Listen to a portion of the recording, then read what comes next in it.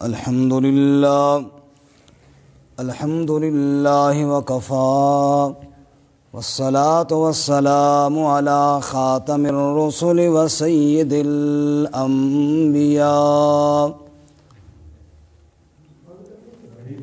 وعلى آله وأصحابه الأتقياء. أما بعد فأعوذ بالله من الشيطان الرجيم. بسم الله الرحمن الرحيم. إن الذين يرمون المحصنات الغافلات المؤمنات لعنوا في الدنيا والآخرة ولهم عذاب عظيم. يوم تشهد عليهم ألسنتهم وأيديهم وأرجلهم بما كانوا يعملون. يومئذ يوفيهم الله دينهم الحق ويعلمون أن الله هو الحق المبين. الخبيثات للخبيثين والخبيثون للخبيثات والطيبات للطيبين والطيبون للطيبات أولئك مبرؤون مما يقولون لهم مغفرة ورزق كريم. إن الذين بے شک وہ لوگ یرمون المحصنات جو تہمت لگاتے ہیں پاک دامنہ عورتوں پر، الغافلات جو گناہوں سے بے خبر رہنے والی ہیں، المؤمنات جو ایمان والیاں ہیں، تو ایسے لوگوں کے لیے لعنوا فی الدنیا والآخرہ وہ لعنت کیے گئے ہیں دنیا میں اور آخرت میں. وَلَهُمْ عَذَابٌ عَظِيمٌ اور ان کے لیے بڑا عذاب ہے. یوم تشہد علیہم جس دن گواہی دیں گے ان پر، السنتہم ان کی زبانیں، وایدیہم اور ان کے ہاتھ، وارجلہم اور ان کے پاؤں، بما کانوا یعملون اس لیے کہ جو وہ عمل کیا کرتے تھے. یومئذ یوفیہم اللہ دینہم الحق اس دن پورا دے گا اللہ تعالیٰ ان کو ان کی جزا سچی سچی. وَيَعْلَمُونَ أَنَّ اللَّهَ هُوَ الْحَقُّ الْمُبِينُ اور جان لیں گے وہ کہ بے شک اللہ ہی سچی ذات ہے جو واضح بیان کرنے والا ہے. الخبیثات للخبیثین گندی عادتیں یا گندی عورتیں گندے مردوں کے لیے ہیں، والخبیثون للخبیثات اور گندے مرد گندی عورتوں کے لیے ہیں، والطیبات للطیبین اور پاک عورتیں پاک مردوں کے لیے ہیں، والطیبون للطیبات اور پاک مرد پاک عورتوں کے لیے ہیں. اولئک مبرؤون مما یقولون یہ لوگ بری ہیں اس سے جو وہ کہتے ہیں. لہم مغفرۃ ورزق کریم ان کے لیے مغفرت ہے اور عزت والا رزق ہے. سبحان ربک رب العزت عما یصفون وسلام علی المرسلین والحمد للہ رب العالمین. اللہم صل علی محمد وعلی آل محمد کما صلیت علی ابراہیم وعلی آل ابراہیم انک حمید مجید. اللہم بارک علی محمد وعلی آل محمد کما بارکت علی ابراہیم وعلی آل ابراہیم انک حمید مجید. معزز سامعین، دوستوں اور بزرگوں اور بھائیوں، سورۃ النور کی گزشتہ آیات میں آپ حضرات نے سنا کہ ام المومنین سیدہ عائشہ صدیقہ رضی اللہ تعالیٰ عنہا پر تھوڑا ہلکا کھلا کر لیں تاکہ باقی ساتھی بھی شامل ہو جائیں. جزاک اللہ. جو منافقین نے تہمت لگائی اور ایک جھوٹا بہتان باندھا، اللہ رب العزت نے اس کی تردید فرمائی اور سیدہ عائشہ صدیقہ رضی اللہ تعالیٰ عنہ کی عفت کو بیان فرمایا. منافقین کو اللہ تعالیٰ نے عذاب کی خبریں سنائیں اور وہ اہل ایمان جنہوں نے اس پروپیگنڈے سے متاثر ہو کر حضرت سیدہ عائشہ رضی اللہ تعالیٰ عنہ کے متعلق وہی غلط بات یقین کر لیا اس پر، ان کو بھی اللہ تعالیٰ نے ڈانٹا. اسی طرح وہ لوگ جو بالکل خاموش رہے ان کو بھی اللہ تعالیٰ نے ڈانٹا. بھئی آپ خاموش کیوں رہے ہیں؟ آپ کو تو تردید کرنی چاہیے تھی. اس کے بعد اہل ایمان کو منع کیا کہ شیطان کی اتباع نہ کریں. گزشتہ درس میں حضرت سیدنا ابو بکر صدیق رضی اللہ تعالیٰ عنہ نے اس قصے سے خفا ہو کر جو اپنے بھانجے حضرت مستح رضی اللہ تعالیٰ عنہ کا خرچہ اور نان نفقہ بند کیا تھا، اس سلسلے میں اللہ تعالیٰ نے حضرت صدیق اکبر رضی اللہ تعالیٰ عنہ سے فرمایا کہ درگزر کیجئے، اللہ بھی درگزر کو پسند کرتا ہے اور تم بھی یہ چاہتے ہو کہ اللہ تمہارے گناہوں کو معاف کرے، تو لہذا تم بھی معاف کرو. اس کے بعد آج کا جو ہمارا سبق ہے یہ اس واقعے کا اختتامی سبق ہے، اور اس میں گویا کہ ایک تو الزام لگانے والوں پر اللہ تعالیٰ نے دوبارہ فرمایا کہ یہ ملعون ہیں جنہوں نے الزام لگایا، اور دوسرا کسی پر بہتان باندھنا اور تہمتیں لگانا اس کو ہلکا نہ سمجھو. قیامت کا دن ہوگا اور بارگاہ الہی میں تمہاری پیشی ہوگی، اور اس تہمت اور الزام کو جو تم نے کسی پر لگایا یہ ثابت کرنا ہوگا. اور آخر میں اللہ نے فیصلہ کیا دو ٹوک الفاظ میں، گندی گندوں کے لیے ہوتی ہیں، پاک پاک کے لیے ہوتی ہیں، اور یہ جو الزام ہے اس کا حقیقت سے کوئی تعلق نہیں ہے. یہ خلاصہ ہے. اب ذرا آیات کی طرف دیکھیے. جو کسی پر تہمت لگاتا ہے نا، چاہے کسی مرد پر لگائے چاہے کسی عورت پر لگائے، وہ مجرم ہے اور وہ ملعون ہے، لعنت کا حقدار ہے. لیکن چونکہ یہ آیات سیدہ عائشہ صدیقہ رضی اللہ تعالیٰ عنہ کے بارے میں نازل ہوئی ہیں اور وہ عورت تھی، اس لیے یہاں پر اللہ تعالیٰ نے عورتوں کا ہی ذکر فرمایا ہے. یہاں پہ اللہ تعالیٰ نے عورتوں ہی کا ذکر فرمایا، ورنہ اگر کوئی مرد پر بھی تہمت لگائے تو سزا تو اس کی بھی یہی ہے. لیکن اللہ تعالیٰ نے یہاں پہ ذکر جو صیغے استعمال کیے ہیں وہ مؤنث کے کیے ہیں، عورتوں والے کیے ہیں. ارشاد فرماتے ہیں ان الذین یرمون المحصنات الغافلات المؤمنات، بے شک وہ لوگ جو تہمت لگاتے ہیں المحصنات پاک دامنہ عورتوں پر، الغافلات بے خبر، جیسے سید عائشہ رضی اللہ تعالیٰ عنہ کو پتہ ہی نہیں تھا کہ میرے بارے میں لوگوں نے کیا جھوٹا الزام اور بہتان تراش کر مشہور کر دیا ہے. وہ تو مستح کی زبانی حضرت عائشہ کو کئی دن بعد جا کے پتہ چلا کہ تمہارے بارے میں تو یہ بات مشہور ہے. غافلات پتہ ہی نہیں ہے اور شہر میں چرچا ہو رہا ہے نعوذ باللہ ایک جھوٹی خبر کا.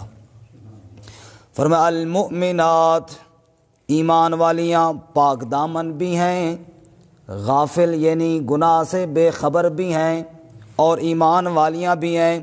ایسی پاک دامنہ عورتوں پر جو الزام لگاتے ہیں، جو تہمتیں لگاتے ہیں، جو ان کی عزت کی چادر کو بدنام اور داغدار کرنے کی کوشش کرتے ہیں. لعنوا فی الدنیا والآخرہ، وہ ملعون ہیں، وہ لعنتی ہیں، ان پر اللہ کی لعنت ہے دنیا میں بھی اور آخرت میں بھی. جی اللہ تعالیٰ نے ایسے بدبختوں پر دنیا میں بھی لعنت کیا اور وَلَهُمْ عَذَابٌ عَظِيمٌ، اور ان کے لیے بڑا عذاب ہے، بڑا عذاب. یہاں پہ ہمارے ایک استاد ایک مثال دے کے سمجھایا کرتے بڑے عذاب کی.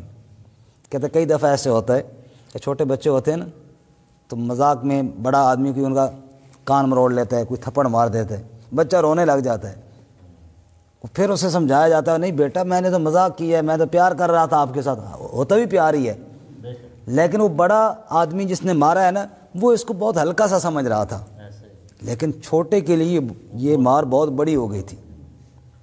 بڑے آدمی جس کو چھوٹی مار سمجھتے ہیں چھوٹوں کے لیے وہ بڑی ہوتی ہے، اور جس کو بڑوں کا بڑا کہہ رہا ہے رب العالمین کہہ رہا ہے کہ وہ عذاب بڑا ہوگا، اس سے اندازہ کرو کہ وہ کتنا بڑا ہوگا عذاب۔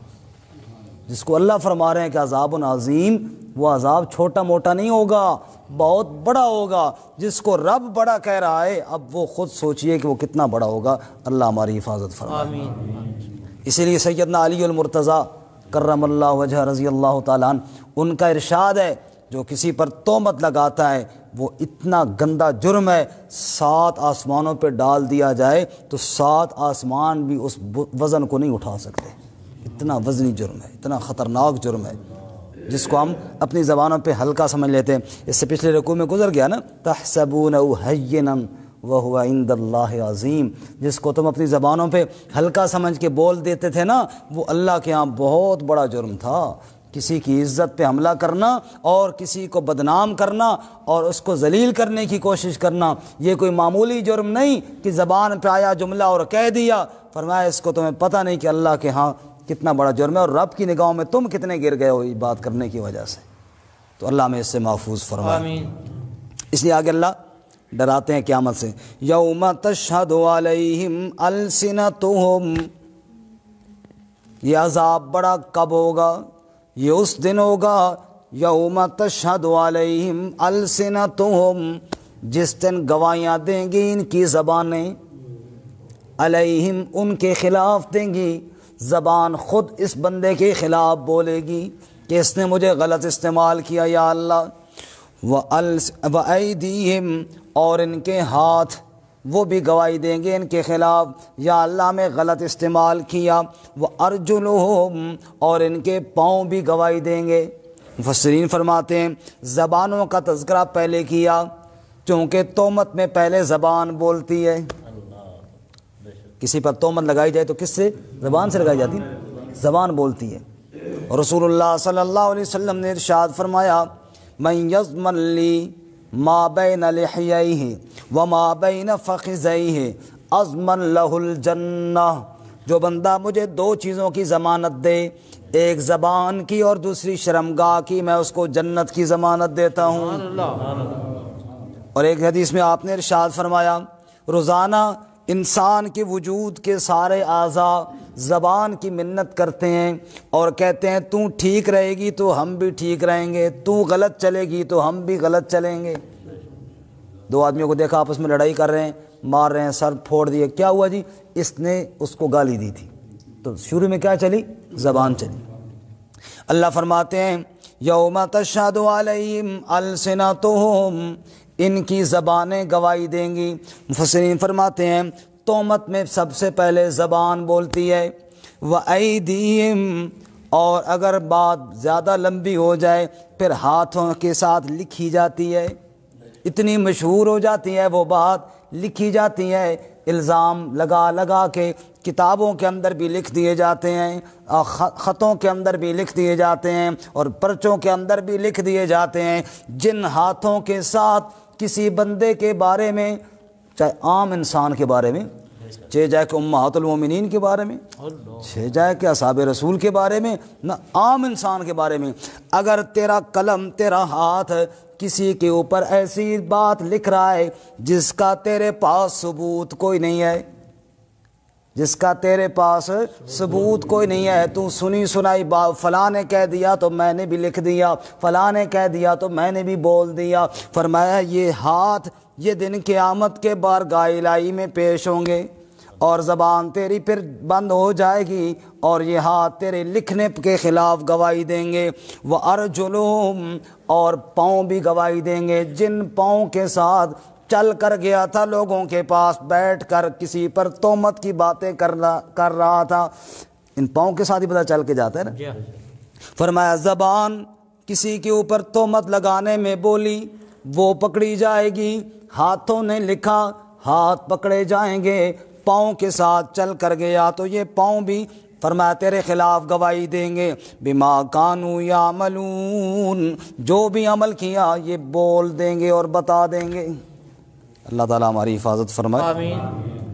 آپ ذرا سورہ نکالیں، سورہ حامیم سجدہ 24ویں پارے کے آخر میں سے۔ جن ساتھیوں سے ذرا جلدی نہیں نکلتا وہ ساتھ والوں سے دیکھ لیا کریں، تاکہ صفحہ نمبر ہے 431، آیت نمبر 19 ہے، صفحہ نمبر 431، سورت کا نام ہے سورہ حامیم سجدہ، 24واں پارہ ہے، آیت نمبر 19 ہے جی، صفحہ نمبر 431 کے آخر میں دیکھیں جی، جہاں پہ رکوع ہے جی۔ وَيَوْمَ يُحْشَرُ أَعْدَاءُ اللَّهِ إِلَى النَّارِ، فرمایا قیامت کا دن ہوگا، اللہ کے دشمنوں کو اکٹھا کیا جائے گا آگ کی طرف، فَهُمْ يُوزَعُونَ، پس وہ وہاں پہ روکے جائیں گے، ٹولیاں ان کی بنا دی جائیں گی، حَتَّى إِذَا مَا جَاءُوهَا، یہاں تک کہ جب وہ دوزخ کے کنارے پر آ جائیں گے، شہد علیہم سمعہم، گواہی دیں گے ان پر ان کے کان، وابصارہم، اور ان کی آنکھیں، وجلودہم، اور ان کے چمڑے یعنی دیگر اعضاء، بما کانوا یعملون، وہ باتیں بتائیں گے جو دنیا میں وہ کیا کرتے تھے، وقالوا لجلودہم، اور وہ انسان کہیں گے اپنے اعضاء سے، اپنے چمڑوں سے یعنی اپنے اعضاء سے کہیں گے، لما شہدتم علینا، کیوں تم گواہی دے رہے ہو میرے خلاف، قالوا، وہ اعضاء جواب میں کہیں گے، انطقنا اللہ الذی انطق کل شیء، ہمیں بلایا اللہ نے جو ہر شے کو بلاتا ہے، دنیا میں اللہ نے ہمیں چپ رکھا، تو جدھر چاہتا رہا ہم ادھر چلتے رہے، تو نے ہاتھوں کے ساتھ انصاف کی بات لکھی ہم وہ لکھتے رہے، تو نے غلط بات لکھی ہم وہ بھی لکھتے رہے، تو ہاتھوں کے ساتھ قرآن پڑھتا رہا ہم پکڑتا رہا ہم وہ پکڑتے رہے، تو نے ہمارے ساتھ کوئی اور چیز غلط پکڑی ہم نے وہ بھی پکڑ لی، ہم چپ رہے تو بولتا رہا، آج تجھے چپ کر دیا گیا ہے، آج اللہ نے ہمیں بولنا سکھا دیا ہے۔ قالوا انطقنا اللہ الذی انطق کل شیء، وہ کہیں گے ہمیں اللہ نے بلایا جو ہر شے کو بولنا سکھاتا ہے، وَهُوَ خَلَقَكُمْ أَوَّلَ مَرَّةٍ، اسی نے تمہیں پہلی مرتبہ پیدا کیا، وَإِلَيْهِ تُرْجَعُونَ، اور اسی کی طرف تم لوٹائے جاؤ گے۔ اس سے اگلی آیت ترجمہ سننے سے پہلے مفہوم سمجھ لیجئے، ذرا سمجھنے میں آسانی رہے گی۔ اللہ فرماتے ہیں انسان کبھی تو نے یہ بات بھی سوچی کہ میرا وجود میرے خلاف بولے گا؟ دنیا کے اندر لوگوں سے تو چھپ جاتے ہو، گناہ کرتے ہو یہ کہ فلاں نہ دیکھے فلاں نہ دیکھے، کبھی یہ سوچا میں اپنے ہاتھوں سے چھپ کے دکھاؤں، اپنے پاؤں سے چھپ کر دکھاؤں، اپنے وجود کے اعضاء سے چھپ کر دکھاؤں؟ تیرے تو خیال میں بھی نہیں ہے کہ یہ میرے خلاف بولیں گے، یہ گھر کے گواہ ہیں، جو موقع کے گواہ ہیں، جو ایک ایک جرم دیکھ رہے ہیں۔ اللہ فرماتے ہیں تم نے تو کبھی سوچا بھی نہیں ان سے چھپنے کا، حالانکہ یہ گواہ تیرے خلاف موجود ہیں جو تجھے دیکھ رہے ہیں۔ وَمَا كُنْتُمْ تَسْتَتِرُونَ، اور تم تو چھپتے نہ تھے ان سے، تم تو اس بات سے ڈرتے بھی نہ تھے، ان یشہد علیکم سمعکم، کہ تم پر گواہی دیں گے تمہارے خلاف تمہارے کان، ولا ابصارکم، اور نہ آنکھیں، ولا جلودکم، اور نہ چمڑے۔ تم نے تو یہ گمان ہی نہیں کیا تھا، سوچا بھی نہیں تھا کہ کبھی کان بھی میرے خلاف گواہی دے سکتے ہیں، کبھی میرے ہاتھ بھی میرے خلاف اور آنکھیں بھی گواہی دے سکتی ہیں۔ ولیکن ظننتم، لیکن تم تو گناہگار ہو، تم نے تو یہ گمان کر رکھا تھا ان اللہ لا یعلم کثیرا مما تعملون، نعوذ باللہ، تم نے تو یہ سمجھ رکھا تھا کہ شاید اللہ جانتا ہی نہیں ہے اکثر وہ کام جو تم کرتے ہو، یوں چھپ چھپ کے کیا کرتے تھے، گویا کہ تمہارا خیال تو یہ تھا۔ اللہ فرماتے ہیں کہ اللہ جانتا ہی نہیں ہے، کہو نعوذ باللہ، استغفر اللہ۔ اور آگے اللہ کیا فرماتے ہیں؟ وَذَلِكُمْ ظَنُّكُمُ الَّذِي ظَنَنْتُمْ بِرَبِّكُمْ، یہی تمہارا خیال، یہی تمہارا گمان جو تم نے رب کے خلاف گمان کیا ہے، ارداکم، اسی نے تمہیں ہلاک کر دیا، اسی خیال کی وجہ سے تم برباد ہوئی ہیں۔ دوستوں سے تو چھپ جاؤں، دنیا والوں سے تو چھپ جاؤں، اپنے پڑوسیوں سے تو چھپ جاؤں، گھر والوں سے بھی چھپ جاؤں، لیکن یہ خیال کبھی نہ کیا کہ اللہ تو دیکھ رہا ہے نا۔ اسی گمان نے تو تجھے برباد کر دیا۔ یہ تیرے اعضاء تیرے ساتھ ہیں، یہ بھی تیرے خلاف گواہی دیں گے۔ نہ کبھی اللہ کے متعلق تیرا خیال گیا، نہ کبھی اپنے اعضاء کے متعلق تیرا خیال گیا، یہی تیرا وہ گمان تھا جس نے تمہیں برباد کر دیا۔ فَأَصْبَحْتُم مِّنَ الْخَاسِرِينَ، پس تم ہو گئے خسارہ اٹھانے والے۔ اب کیا ہوگا؟ فرمایا فَإِن يَصْبِرُوا، اب صبر کر کے پڑے رہو آگ میں، فَالنَّارُ مَثْوًى لَّهُمْ، پھر بھی آگ ہی ٹھکانہ ہے تمہارا۔ یہ نہیں کہ صبر کرو گے تو نکال دیے جاؤ گے، نہیں، فرمایا صبر کر کے پڑے رہو چپ کر کے، پھر بھی ٹھکانہ تمہارا آگ ہی ہے۔ وَإِن يَسْتَعْتِبُوا، اور اگر وہ معافی مانگیں، عذر کرنا چاہیں، فَمَا هُم مِّنَ الْمُعْتَبِينَ، ان کے عذر کو بھی قبول نہ کیا جائے گا۔ اللہ تعالیٰ اس دن کی ذلت سے محفوظ فرمائے۔ واپس آئیے جی، تو اللہ فرماتے ہیں کسی کے بارے میں تہمتیں لگانا اور کسی کی عزت اور پگڑی کو اچھالنا یہ کوئی معمولی جرم ہے، اور پھر ازواج مطہرات کی پگڑیاں اور ان کی عزتوں کو اچھالنا، فرمایا کہ نہ، یوم تشہد علیہم السنتہم، اس دن زبانیں گواہی دیں گی، وَأَيْدِيهِمْ، ہاتھ گواہی دیں گے، وَأَرْجُلُهُمْ، اور پاؤں گواہی دیں گے، بِمَا كَانُوا يَعْمَلُونَ، جو عمل کرتے تھے سب بتا دیں گے۔ يَوْمَئِذٍ يُوَفِّيهِمُ اللَّهُ، پھر اللہ بھی پورا پورا بدلہ دے گا، دِينَهُمُ الْحَقِّ، ٹھیک ٹھیک ان کو جزا دے گا۔ دین کا معنی کیا ہے جی؟ جزا۔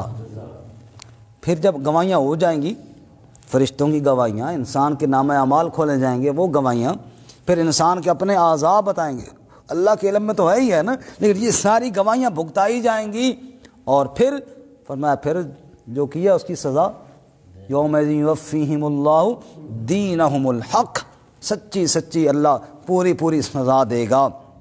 دین کا معنی جزا، جس طرح مالک یوم الدین، مالک یوم الدین جزا کے دن کا مالک۔ دین کے اس کے علاوہ قرآن پاک میں اور بھی کئی معنی ہیں، مثال کے طور پہ عقیدہ اور نظریہ، اس کو بھی دین کہتے ہیں، لا اکراہ فی الدین، فرمایا کہ کوئی نظریہ منوانے میں جبر نہیں، ایک آدمی کو کوئی زبردستی کہے کہ جناب تو پڑھ کلمہ لا الہ الا اللہ، تو ایسے تو نہیں، لا اکراہ فی الدین۔ اگر کوئی کافر رہنا چاہتا ہے، کوئی مشرک، اللہ ہماری حفاظت فرمائے، لیکن زبردستی نہیں کہ جناب ہاں بھائی کلمہ پڑھ، ایسے کوئی نہیں ہے۔ اسی طرح جناب شریعت کو بھی دین کہتے ہیں، ان الدین عند اللہ الاسلام، اللہ کے ہاں پسندیدہ دین دین شریعت یعنی وہ اسلام ہے۔ اسی طرح ملت اور مذہب کو بھی کہتے ہیں، جیسے لکم دینکم ولی دین، تمہاری ملت تمہارے پاس، تمہارا نظریہ تمہارے پارٹی، تمہارا مذہب جو بھی ہے رکھو اپنے پاس، ولی دین میرا میرے پاس۔ اسی طرح عبادت کو بھی دین کہتے ہیں، الا للہ الدین الخالص، سچی خالص عبادت کس کے لیے کرنی ہے؟ اللہ۔ اور پھر عبادت میں جو پکار ہے اس کو بھی دین کہتے ہیں، فدعوا اللہ مخلصین لہ الدین، اللہ کے لیے خالص پکار کرنی ہے، یہ بھی اللہ تعالیٰ کے لیے۔ اور جو کسی ملک کا، اس کو بھی دین قرآن میں کہا گیا ہے۔ تو کسی ملک کا جو قانون ہے، باقی کسی نے 5 معنی سمجھ آئے نا کہ کوئی نہیں آئے؟ کوئی نہیں آئے میرا خیال، اچھا نہیں آندے نہ تو ساتھ پیسے بھی دیں گے۔ دیکھو ایک آدمی نے سن کے اتنی سمجھ آ گئی 500 روپیہ دے دیتا، تو دوسرا آدمی اتنا نہ لے کے اس نے تو 500 روپیہ دیو تاں کہ جا گل سمجھ آ سی۔ توجہ کرنا جی،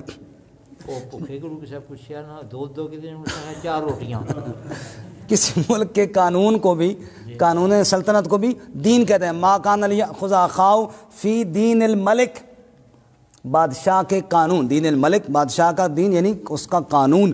تو اللہ فرماتے ہیں کہ یومئذ یوفیہم اللہ دینہم الحق، یہاں دین کا معنی بدلہ اور جزا ہے۔ جس دن گواہیاں بھگتی جائیں گی نا، پھر اللہ بدلہ بھی پورا پورا دے گا۔ وَيَعْلَمُونَ اور پھر جان لیں گے ان اللہ هو الحق المبین، سچی ذات کس کی ہے بولو؟ اور سچ بیان کرنے والا بھی کون ہے؟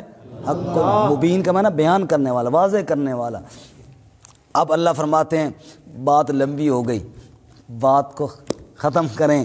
الخبیثات للخبیثین، سبحان اللہ۔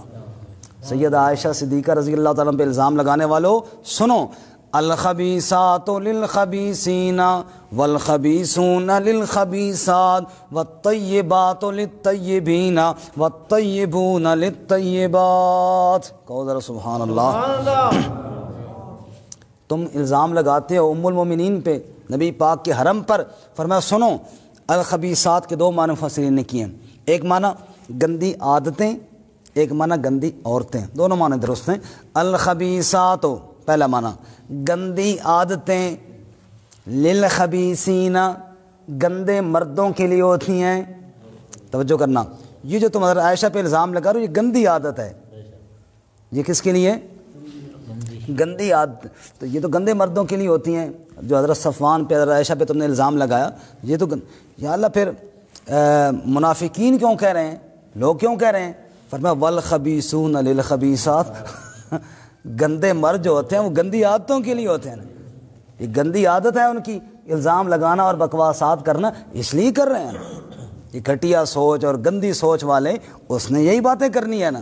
تو ایک معنی کیا ہوگا؟ گندی عادتیں، اور دوسرا معنی گندی عورتیں۔ الخبیثات للخبیثین، پھر معنی یوں کریں گے گندی عورتیں لائق اور مناسب ہیں گندے مردوں کے لیے، مناسب اور لائق کس کے لیے؟ گندے والخبیثون للخبیثات، اور گندے مرد وہ بھی لائق اور مناسب ہیں گندی۔ والطیبات للطیبین، اور پاکیزہ عورتیں پاکیزہ مردوں کے لیے، والطیبون اور پاکیزہ مرد، للطیبات وہ لائق ہیں پاکیزہ عورتوں کے لیے۔ گویا کہ اللہ یوں سمجھانا چاہتے ہیں او دنیا والو، اگر میرے محمد الرسول اللہ صلی اللہ علیہ وسلم جیسا پاک مرد کوئی نہیں دنیا کے اندر، میری نبی کی بیویوں جیسی پاک عورت بھی کوئی نہیں ہے دنیا میں۔ سبحان اللہ، سبحان اللہ۔ کیونکہ مرد جو ہوتا ہے یہ عورت کا لباس ہے اور عورت مرد کا لباس ہے۔ سیدہ عائشہ صدیقہ پہ الزام لگا کر تم یہ تو نہیں سمجھتے نا کہ ہم صرف یہ تو نہ سمجھو نا حضرت عائشہ پہ الزام لگا رہے، تم در حقیقت نبی پاک کی عزت پہ الزام لگانا چاہتے ہو۔ اس لیے اللہ فرماتے ہیں اولئک مبرؤون مما یقولون، یہ لوگ یعنی عائشہ اور صفوان رضی اللہ تعالیٰ عنہما جن پر الزام لگایا حضرت صفوان کا حضرت عائشہ کے ساتھ نعوذ باللہ، فرمایا اولئک یہ عائشہ اور صفوان مبرؤون یہ بری ہیں، مما یقولون ان باتوں سے جو وہ کہتے ہیں، منافقین کی باتوں سے یہ کیا ہیں؟ مبرہ ہیں اور بری ہیں۔ سبحان اللہ۔ اور آگے فرمایا لہم مغفرۃ ورزق کریم، ان کے لیے تو مغفرت ہے اور عزت والی روزی کا وعدہ ہے۔ فرمایا منافقین جنہوں نے الزام لگایا ان کے لیے آپ نے سن لیا پہلی آیت میں لعنوا فی الدنیا والآخرہ، جو آج کے سبق کی پہلی آیت تھی، ولہم عذاب عظیم، ان کے اوپر دنیا میں بھی لعنت آخرت میں بھی لعنت اور بڑا عذاب، اور ان کے لیے دنیا میں مغفرت، ان کے لیے لعنت ان کے لیے مغفرت۔ اگر غلطی ہوئی، چونکہ معصوم تو نہیں ہے نا، معصوم تو انبیاء ہیں، غلطی ہوئی تو مغفرت، اور آخرت میں رزق کریم، آخرت میں کیا ہے؟ رزق کریم۔ اللہ تعالیٰ نے یہ وعدہ فرمایا۔ سیدہ عائشہ صدیقہ رضی اللہ تعالیٰ عنہ کی یہ فوقیت ہے کہ اللہ تعالیٰ نے ان کی برات کو قرآن میں بیان کیا ہے۔ اس سے پہلے میں نے عرض کیا تھا سیدہ عائشہ صدیقہ رضی اللہ تعالیٰ عنہ فرمایا کرتی تھیں کہ مجھے یہ تو یقین تھا کہ میرا اللہ میری صفائی کا انتظام کرے گا، لیکن اتنا یقین مجھے بھی نہیں تھا، خیال نہیں تھا کہ اللہ خود بول کے میری صفائی بیان کریں گے، خود بول کے میری صفائی بیان کریں گے، یہ میرا بھی یقین نہیں تھا، چونکہ اصل ناموس رسالت کا مسئلہ تھا۔ اللہ تعالیٰ نے اپنے محبوب صلی اللہ علیہ وسلم کی عفت اور پاک دامنی اور آپ کی عزت کو بچانے کے لیے آپ کی زوجہ کی عزت کو بھی اللہ تعالیٰ نے بچایا ہے۔ یہی وجہ ہے کہ دفاع ازواج رسول دراصل ناموس رسالت ہی کا دفاع ہے۔ ازواج رسول پہ اگر آپ روکیں گے نا تو در حقیقت یہ کس کا دفاع ہے؟ ناموس رسالت کا دفاع ہے۔ بس میں بات ختم کرنے لگا ہوں۔ سیدہ عائشہ صدیقہ رضی اللہ تعالیٰ عنہ، اس کے علاوہ جتنی بھی ازواج مطہرات تھیں، ہماری مائیں سبھی بڑی شان والی ہیں، امت کی مائیں جو ہیں۔ خود اللہ قرآن میں فرماتے ہیں سورۃ الاحزاب میں، یا نساء النبی لستن کاحد من النساء، نبی کی بیویوں تم عام عورتوں کی طرح نہیں ہو، عام عورتوں کی طرح تم نہیں ہو، ازواج مطہرات۔ فرمایا وازواجہ امہاتہم، نبی کی بیویاں امت کی کیا ہیں جی؟ مائیں ہیں، عام عورتوں کی طرح تو نہیں ہو سکتی۔ لیکن سیدہ عائشہ رضی اللہ عنہ کی جو شان ہے نا، یہ ازواج مطہرات میں بھی نمایاں ہیں۔ وہ کون سی نمایاں خصوصیات ہیں؟ بس یہ 2 منٹوں میں عرض کرتا ہوں، پھر بات ختم کرتے ہیں۔ حضرت عائشہ رضی اللہ تعالیٰ عنہ کی پہلی خصوصیت یہ ہے کہ نکاح سے پہلے صحیح بخاری میں ہے کہ اللہ کے نبی صلی اللہ علیہ وسلم کو جبرائیل امین نے حضرت عائشہ کی تصویر دکھائی اور فرمایا کہ یہ تیری بیوی بننے والی ہے۔ یہ اعزاز کس کو حاصل ہے؟ حضرت عائشہ صدیقہ رضی اللہ تعالیٰ عنہ کو حاصل ہے۔ باقی ازواج کو یہ اعزاز حاصل نہیں ہے کہ نکاح سے پہلے آپ صلی اللہ علیہ وسلم کو بتایا گیا ہو کہ یہ آپ کی بیوی بننے والی ہے۔ اور یہی وجہ ہے کہ جب میٹنگ ہو رہی تھی نا نبی پاک صلی اللہ علیہ وسلم کے پاس حضرت عائشہ کے بارے میں، تو عمر رضی اللہ تعالیٰ نے یہ پوچھا تھا، یا رسول اللہ یہ بتائیں کہ اس رشتے کا انتخاب کس نے کیا ہے آپ کے لیے؟ آپ نے کہا اللہ نے۔ تو فرمایا، عمر نے کہا پھر یا رسول اللہ جو عائشہ کے خلاف بات کر رہے ہیں نا ان کو میری تلوار کے حوالے کیجیے، مجھے اجازت دیجیے، پھر میں ان سے پوچھوں کہ مجھے اپنے بیٹے کے لیے اچھا رشتہ مل جاتا ہے، انتخاب رب کر رہا ہے اور رب کو اپنے نبی کے لیے اچھا رشتہ کوئی نہیں ملا، نعوذ باللہ۔ تو عائشہ صدیقہ رضی اللہ تعالیٰ عنہ کی پہلی خصوصیت کیا ہے کہ اس کا انتخاب کس نے کیا؟ بولو۔ دوسری خصوصیت یہ ہے کہ سب سے پہلے آپ کے ازواج میں سے جو کنواری باکرہ تھی وہ صرف حضرت عائشہ رضی اللہ تعالیٰ، باقی جتنی ازواج مطہرات تھیں ان کا پہلے کہیں نکاح ہوا، کہیں بیوہ ہوئی، جو بھی تھا، سیدہ عائشہ صدیقہ رضی اللہ تعالیٰ عنہ یہ آپ کے حرم میں وہ پہلی خاتون ہے جو باکرہ آپ صلی اللہ علیہ وسلم کی عقد میں آئی۔ یہ اعزاز بھی اللہ کے نبی صلی اللہ علیہ وسلم کو حاصل ہے۔ اور ایک بہت بڑا اعزاز تیسرا کہ حضرت عائشہ کی گود میں سر رکھ کر اللہ کے نبی نے دنیا چھوڑی ہے۔ یہ اعزاز بھی صرف حضرت عائشہ رضی اللہ تعالیٰ عنہ کو حاصل ہے۔ اور حضرت عائشہ فخر کے ساتھ اس میں چوتھا اعزاز شامل کر لیجئے، یہ بھی فرمایا کرتی تھیں کہ میرے لیے یہ بڑی سعادت کی بات ہے کہ اللہ کے رسول جب دنیا سے جا رہے تھے نا تو نبی پاک کے منہ میں جو آخری چیز گئی وہ میرا لعاب گیا۔ فرماتی ہیں حضرت عائشہ کہ میرے بھائی آئے، ان کے پاس مسواک تھی، میرے پاس آ کے کھڑے ہو گئے نبی پاک کی عیادت کے لیے۔ آپ نے مسواک کی طرف دیکھا تو میں نے پوچھا یا رسول اللہ مسواک چاہیے؟ تو آپ چونکہ بیماری کی شدت تھی آپ نے اشارہ کیا کہ چاہیے، تو میں نے بھائی سے لے کر مسواک نبی پاک کو دی۔ آپ نے ماری، چونکہ وہ ابھی چبائی ہوئی نہیں تھی، تازی کاٹی ہوئی تھی، سخت تھی، آپ صلی اللہ علیہ وسلم سے چبائی نہ گئی، تو میں نے لے کے خود چبائی اور چبا کے اللہ کے نبی کو دے دی۔ یہ اعزاز بھی کس کو حاصل ہے؟ سیدہ عائشہ صدیقہ رضی اللہ تعالی عنہا کو۔ اور پانچواں اعزاز، جی میں جا رہا ہوں نا جی، ابھی رہتے ہیں۔ پانچواں اعزاز رسول اللہ صلی اللہ علیہ وسلم حضرت عائشہ کے گھر میں مدفون ہے آج بھی۔ یہ روضہ رسول کس کا گھر ہے؟ سیدہ عائشہ صدیقہ رضی اللہ تعالیٰ عنہ کا۔ یہی تو وہ کمرہ تھا حضرت عائشہ صدیقہ رضی اللہ تعالیٰ عنہ کا کہ جس کمرے کے اندر اللہ کے نبی صلی اللہ علیہ وسلم بیمار تھے، آخری ایام گزار رہے تھے۔ آپ نے باریاں مقرر تھیں ازواج کے پاس اور آپ فرمایا کرتے تھے کل میری باری کہاں ہے؟ بیماری کے ایام میں کل کہاں ہیں؟ ازواج مطہرات سمجھ گئیں کہ آپ عائشہ کے کمرے میں جانا چاہتے ہیں۔ ازواج مطہرات ہماری ماؤں نے کہا یا رسول اللہ اگر آپ عائشہ کے پاس جانا چاہتے ہیں ہماری طرف سے کھلی اجازت ہے، آپ بیماری کا ایام وہاں گزاریں، ہماری طرف سے اجازت ہے۔ آپ نے ایام بیماری کے آخری جو ایام تھے سیدہ عائشہ کے حجرے میں گزارے، اور وفات کے بعد جب آپ صلی اللہ علیہ وسلم کی قبر کے متعلق مشورہ ہونے لگا کہ بھئی کہاں بنائی جائے، تو حضرت سیدنا ابو بکر صدیق رضی اللہ تعالیٰ عنہ نے کہا میں نے اللہ کے نبی سے سنا ہے کہ نبی کی جہاں وفات ہوتی ہے نا وہیں پہ دفن کیا جاتا ہے، آگے لے جانے کی پیچھے لے جانے کی ضرورت نہیں ہے۔ چنانچہ حجرہ عائشہ میرے نبی کی آخری آرام گاہ بھی بن گیا۔ سبحان اللہ سبحان اللہ۔ اور چھٹی فضیلت یہ ہے جو آپ کہہ رہے تھے کہ نبی پاک صلی اللہ علیہ وسلم حضرت عائشہ صدیقہ رضی اللہ تعالیٰ عنہ کے بستر پر ہوتے تھے کہ جبرائیل وحی لے کر آتے تھے۔ اس کے علاوہ ازواج مطہرات میں سے اور یہ شرف کسی کو حاصل نہیں ہوا کہ حضرت نبی پاک ان کے پاس ہوں اور وحی آئی ہو، یہ اعزاز بھی حضرت عائشہ صدیقہ رضی اللہ تعالیٰ عنہ کو حاصل ہے کہ ان کے پاس اللہ کے نبی صلی اللہ علیہ وسلم ہوتے تھے اور جناب وحی اترتی تھی۔ کتنے اعزاز ہو گئے جی؟